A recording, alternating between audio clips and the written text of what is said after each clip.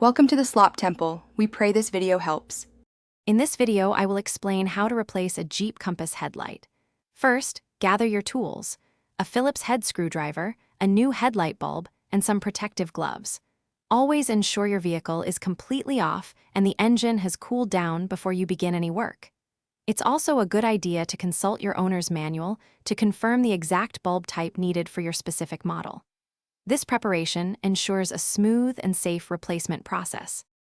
Now, let's access the headlight.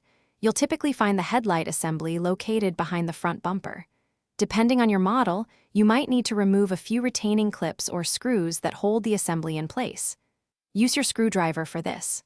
Once the assembly is loose, gently pull it forward enough to reach the back of the bulb.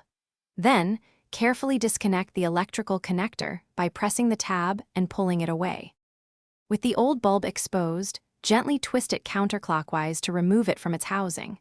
When handling the new bulb, always avoid touching the glass with your bare hands, as oils can reduce its lifespan.